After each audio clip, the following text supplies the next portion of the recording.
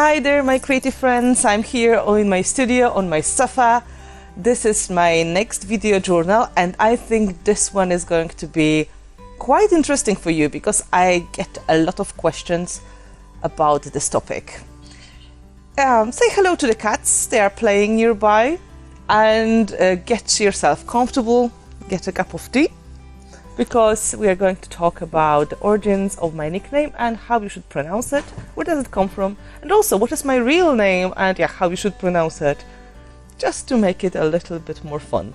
So to start it all, I should probably explain what my real name is, and that would be a little bit complicated to pronounce for some people because I'm Polish and we have a lot of sounds in our language that are not so easy to replicate for some of the people.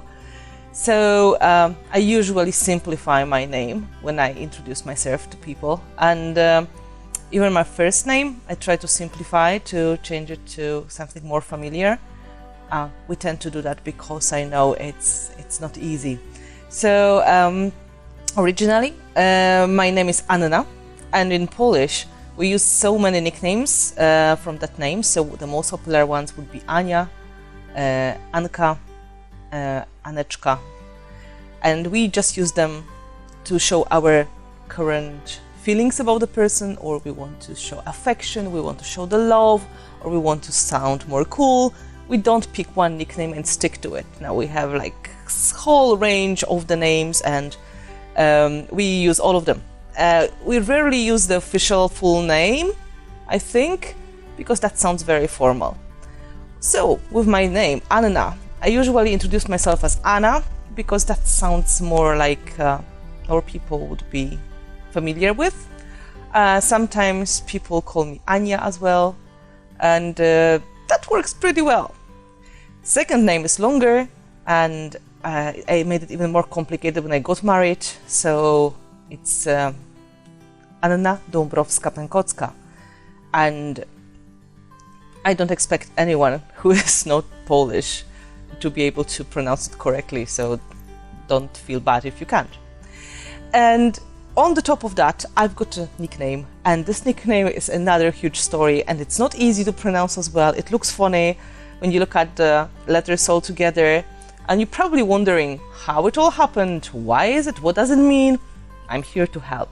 When I was getting ready for this video, I was trying to bring back in memory the time when I first used that nickname officially in the internet, and that would be around 2002, I think, maybe 2003. And I was not really doing any crafts and arts at that time, maybe just some very simple decorative boxes, and it was not really intentionally created for this purpose. It was just nickname that came out of desperation. That would be the best description. So if you have the name like me, Anna Dąbrowska, it's one of the most popular combinations of the names in Poland in general. It's like almost like John Smith in female version, almost. It will be like third or fourth other combination, you know. So whenever you're trying to set up something in the internet, you want to set up an account on the message boards, you want to set up new email address, everything is taken. And if you don't want to have your name like a.dabrowska1234578, for example, you would have to get a little bit more creative. And I had a set of some of the nicknames I was using. But unfortunately, when I was getting more and more active on social media, on internet, everything was taken. So when you sit there and you really want to come with something that is going to be unique and doesn't contain any special digits or numbers, you are just running out of ideas. And this is what also happened for me. So my source of inspiration at this moment, it was the book I was reading, and that was this book. I found it, I still have it. The original name of the book is, and that's going to answer some of your questions, Over 9 Waves, a book of Irish legends. And in this book by Mary Heaney, she is a great author, really making the Irish or Celtic legends easy to understand and easy to enjoy. In those stories, I found a name. Well, I found a lot of names that could be possibly exotic enough that they wouldn't be taken when I'm setting up accounts anywhere. So I looked through that, and then on the end there are even the list of names with the pronunciation, so Polish people can try to pronounce it.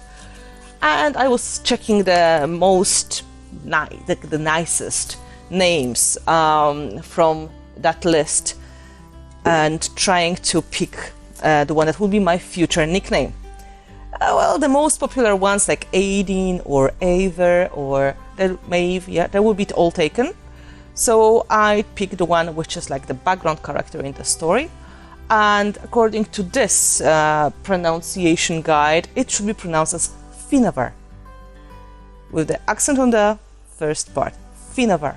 And I found another pronunciation, and you have to remember this pronunciation is from Irish language, and it was more like Finnabair. And they're probably both correct because this name, the spelling of that name is in the Old Irish language, not the current Irish language as well. And as you know, languages change over the times. So who is Finnabair or Finnabair? I usually use the Finnabair because this is the closest one to one I was reading. So she was a background character. She was not really a very important person in the stories. And if you would like to learn more about her, if you would like to just get more of the background, it's very easy to find on the internet, but I will just give you some hints. Some of you know that I'm really interested, really obsessed with Celtic culture. I really love reading all these amazing, really captivating stories they created. The world of Celts and the world of Irish mythology is fascinating to me. And during my research, when I was trying to find all the books I could read at that time, I finally found like the most important, the most epic story that Irish people created. It is called Táin or Tain. I can't really pronounce it properly. And it's the whole story of the big conflict between two huge Irish provinces, Ulster and Connacht. And it is all caused by the pride and basically the pride and will of dominance of the Queen of Connacht, called Maeve or Meave, who would like to prove that she is equal to any man in the country or even better. And she's a brave, fierce woman, very strong personality.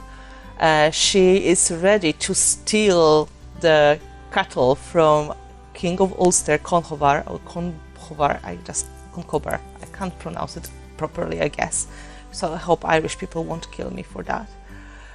And this cattle raid and this act starts the huge conflict between these two provinces, and the biggest heroes are fighting on both sides of the fence, and there's a lot of drama, there's a lot of beautiful descriptions of the battles, a lot of background stories.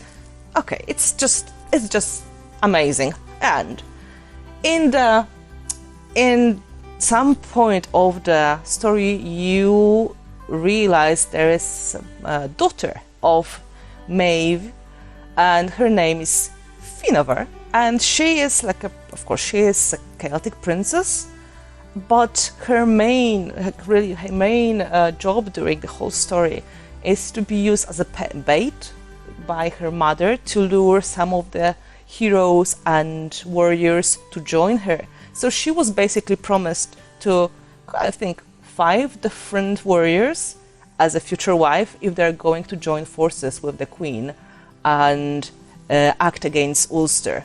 Well, the problem with Ulster was they were really great warriors, and the biggest of them all, the biggest warrior of all times, Cuchulainn, was also on Ulster's side. So yeah, she needed some good allies.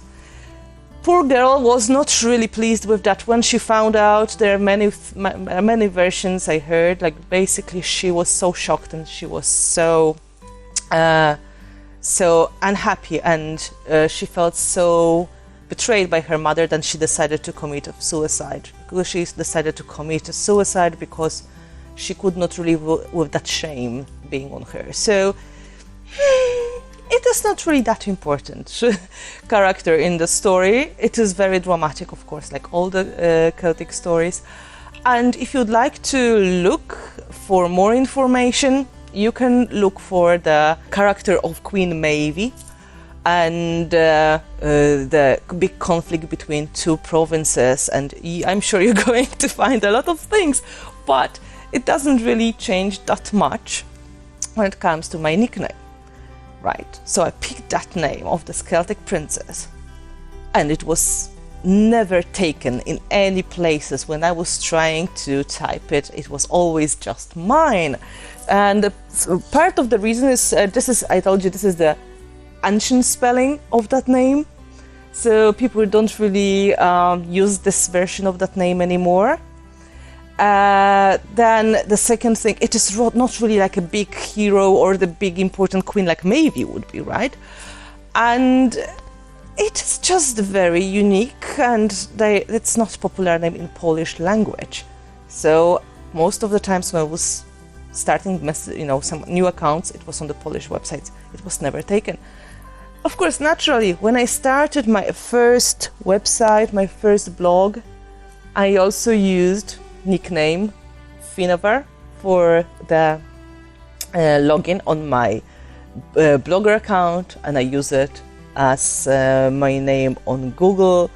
It is just me, and I've never expected that this name is going to bring so much of the good luck to me, and people would recognize me under that name. Like, it is always funny because most of people know me by my nickname, and that's why I decided to keep it as a brand name as well. Often when I'm teaching the class, people are asking, okay, how we should call you? Is it Anna or is that Finna? I said usually just call me Finn, whatever comes first to your mouth. People call me Finn because it's shorter version of name Finnabair, and also Spanish ladies, they make a cute nickname out of that as well. They call me Fina, which is again the nickname from Josefina, which is absolutely lovely, I think. And I think Finn is a really cool name.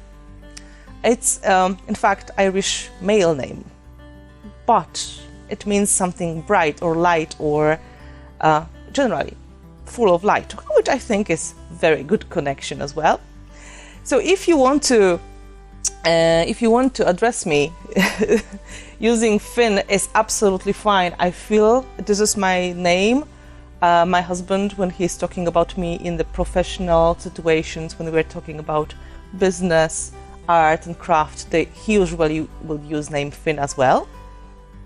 And when I send emails, which are my professional emails, I use Finn as my name.